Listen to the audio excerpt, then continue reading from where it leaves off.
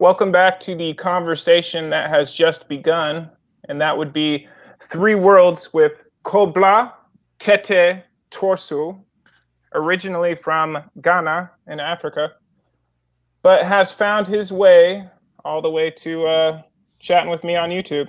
Um, and of course, it's a pleasure, brother. How does the world find you today? Fonya, like a phone, then you say my phone. A phone, Help me out here. my phone. How are you? You are great. Mm. You Well, know, greatness has been part of who we have always been as humanity. And for me, every day should, the attitude with which we start the day should be great. Every conversation should start with an attitude of greatness. And hmm. for me, without that, we can't even bring ourselves to start defining what greatness should be. Thank you so much for having me once again. Um, your uh, honorable audience. I hope they're having fun and they believe in the path that you have taken and then the mm. information and all the interviews and all of that you're bringing to them. Well, if I'm doing my job, I'm opening up new worlds. So here we are at three of them. Um, the first world we visited with Kwabla was his home in Ghana. That was it back in our first conversation. Go enjoy that, play catch up. And of course, then we went to Cuba, where you gained some education, learned about the world, uh, eventually leading us to our final world. But just to start it off, Kwabla, how did you get here? Like, what are the principles that led you to the person you are today, the person that starts every day positively? Thank you very much. It's a simple question, but if you look at it's intense. And um, to break it down, digest it, and get the fine ingredients, the details,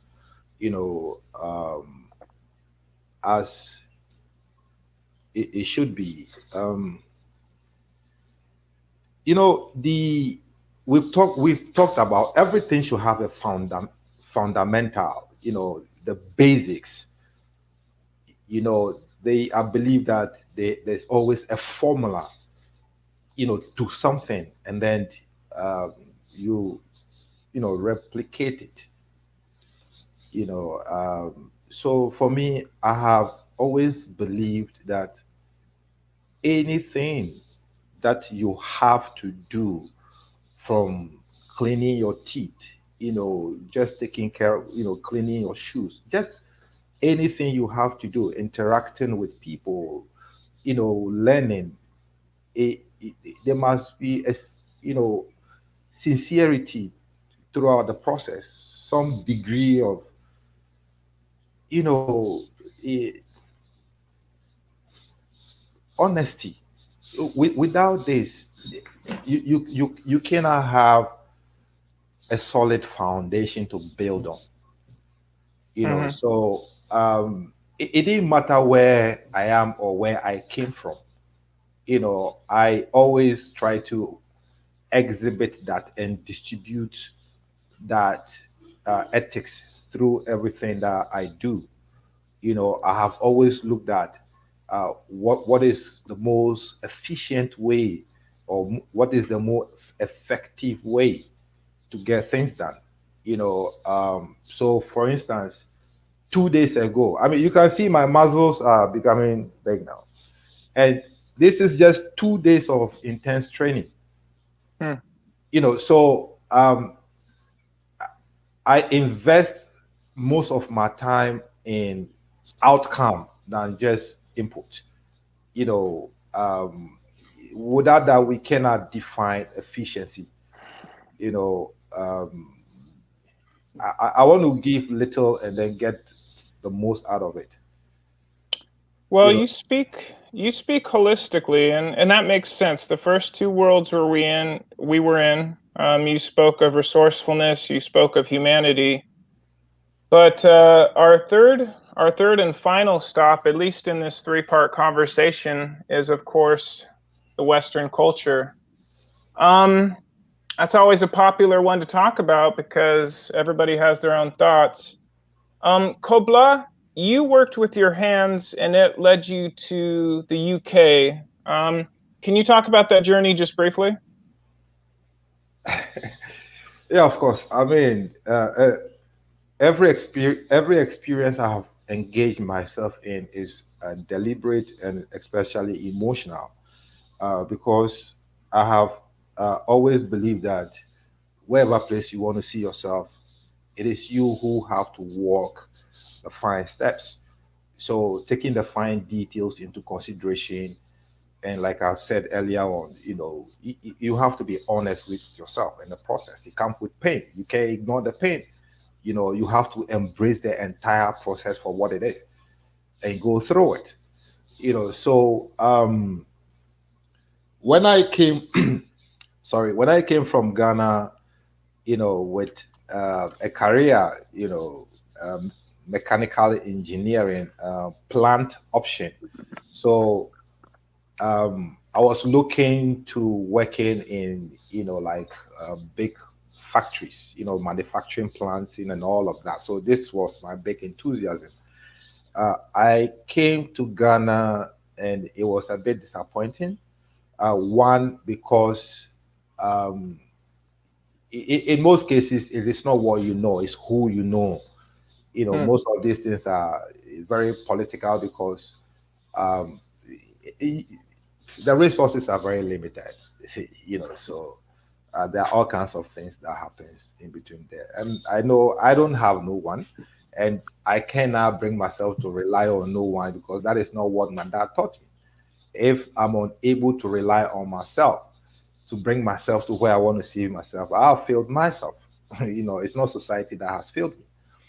So with that attitude, I said, okay, if this is the difficulty, I need, to carve a path for myself. I mean, this establishment, if I cannot express my creativity through them, I can do it elsewhere. So, as a child, I've always loved vehicles, and I thought, wow, Pam, so the idea came, and I didn't have any how do you call it, background in terms of automobile, but then I have a degree in engineering, so I said, okay, um, I should get close to learning these things, vehicles and all of that, which I did.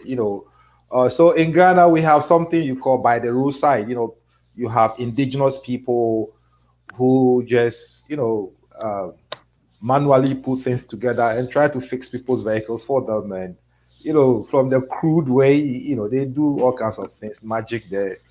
you know so I joined these people to try to understand their psychology and try to understand what they are missing, because they are not working based on any principles and all of that. They just try something and then see. So I brought my expertise to them. They taught me what they were doing. So we leveraged knowledge. I became a bit confident. I proceeded to other places, and then my first official job was with, um, I work with Mercedes Benz, as a service advisor. So that is how it went, and then I worked with Jaguar, and then finally ended up with Land Rover. So I brought a whole flavor to the market. You know, I repositioned the brand. I mean, range it's a strong brand, I mean, global brand, and to pick that brand, carry it, with all the confidence, that it requires. And then repositioning, that was one of the strongest things I believe I did.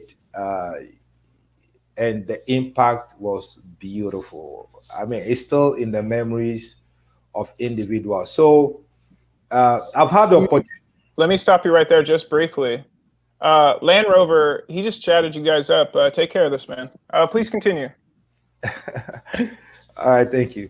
Um, so I've had opportunities from that to travel to other places, and then one of those places was in London, Hmm. where I had to drive the pre-production, the Evoque, in 2012. I mean, that was one of the most beautiful experience I had. So I had the opportunity to drive the pre-production um, Evoque, I like Evoque, that detail. yeah, Range Rover, yet to be launched. So it was so beautiful. Hmm. So that is how I got to London in the first place. Well, let's immerse ourselves. We're 11 minutes in. Let's talk Western culture. Uh, Before we get there, what did you learn in your time from London? The corporate structure, the industrial world. Did you pick up any tips while you were there, adding some flavor to their companies? It, it, the corporate world is supposed to be a beautiful world, but it tends to be a very funny world sometimes. You know, um, authority sometimes is good, but if it's not well managed, Hmm. with a great understanding that humanity, is involved, individuals are involved, emotions are involved, other aspects of, there are many things, culture, there are too many differences. So, to have authority over humanity, I don't know who wakes up with idea like this, but if it's for the benefit of all, I'm all for it. You want to structure humanity into a fashionable entity, so they can interact, and get things achieved in the most beautiful way. I'm all for it.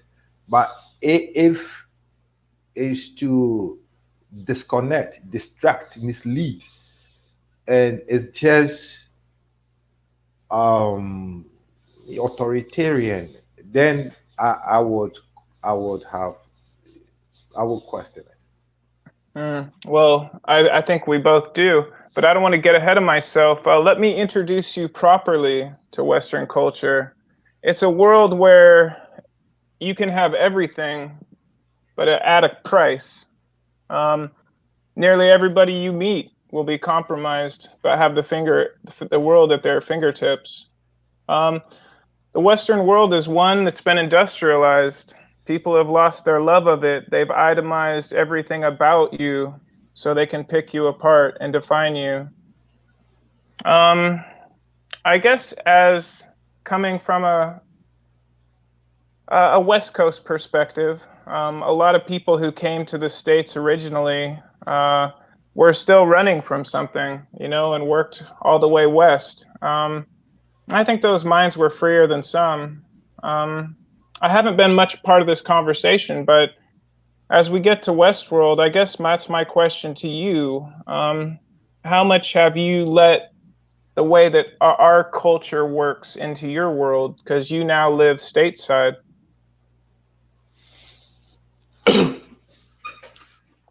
I guess Um, another way to ask that question is the states don't, our culture doesn't really leave you alone. It doesn't let you exist, you know? I I believe that we all do have life, but what we do with that life becomes our individual choices, man. Um, I every people have the right to make proposal, market anything and sell anything. What are you negotiating for? What are you buying? Becomes you the individual investment. What information you are working with, it becomes you the individual's investment. I mean, if you feel that you don't have life and all it takes is that you have to rely on government, to take care of you. I mean, government can only do what they are doing. So if you are not satisfied and all of that, I mean, they can only do what they can do for you. Are you? I have never worked in any government institution.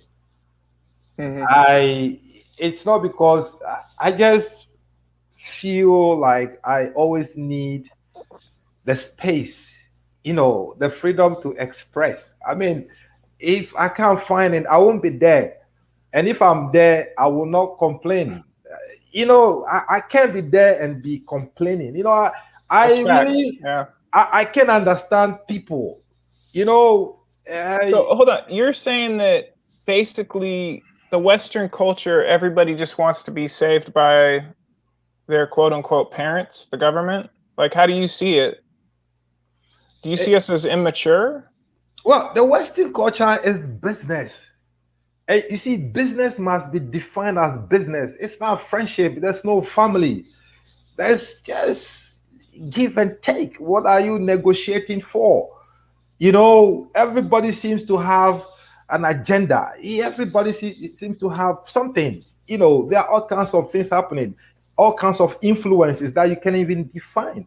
How do you plunge yourself into a situation where there's just total confusion? Hmm. I can't do that. Talking from my perspective. So I don't jump in. I don't just jump into things and follow things. Oh, the news says this, the media says this. Oh, okay, all right. They are saying what they are saying, but what am I thinking? Becomes my Hmm. individual, choice. Hmm. Well, experiencing kind of like West Coast culture, are people much different than they were on the West Coast of Africa? Are people just people?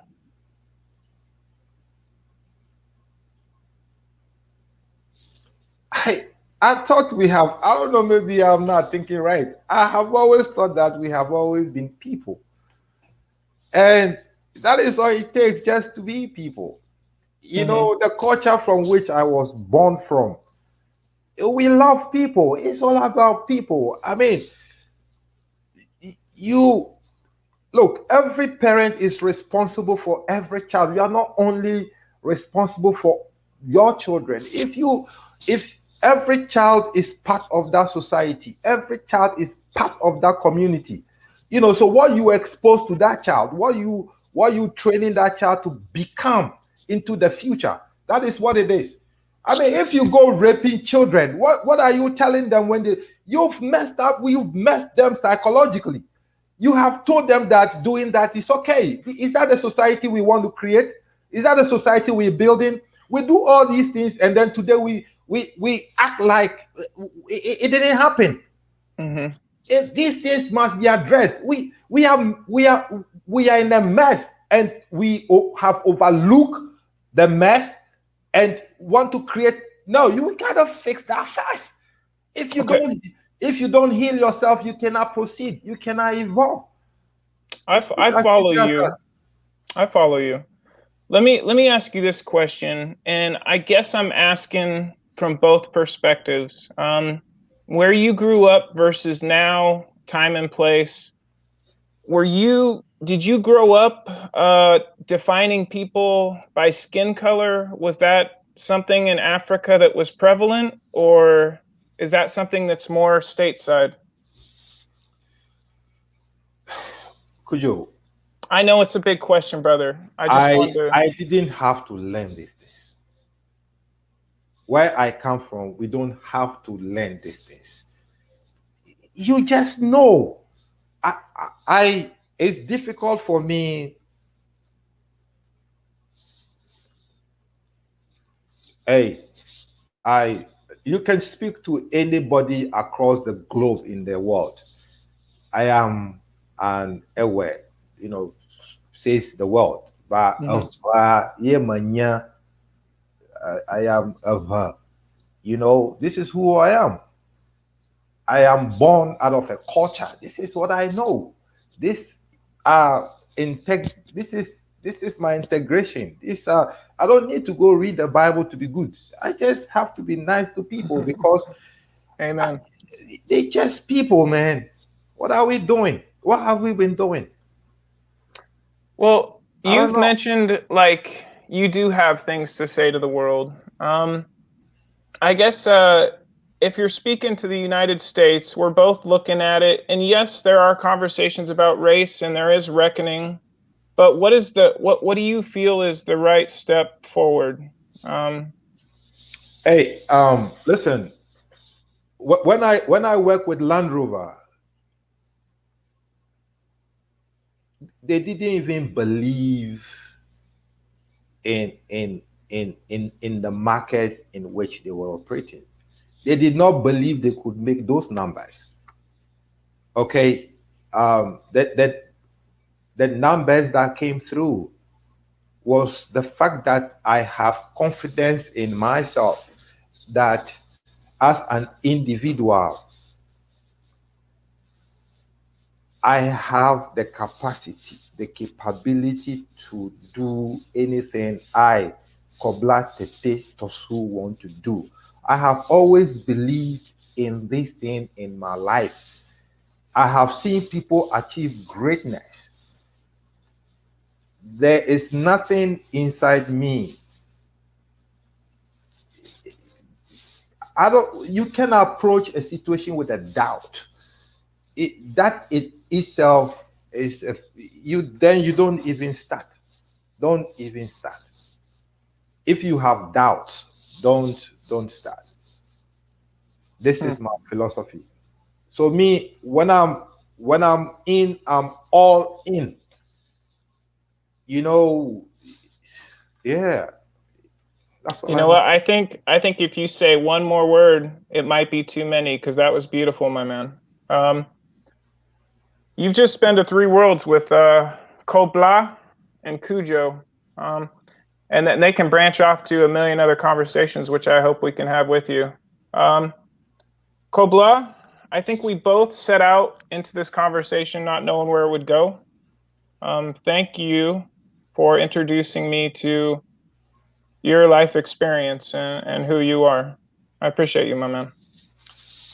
Cujo, I am happy to have you, and I believe that many who are listening to you today will equally appreciate you for who you are. And um, it's nice meeting you. That's all it is, y'all. Just two folks chatting it up. And we'll catch you in due course. Cheers.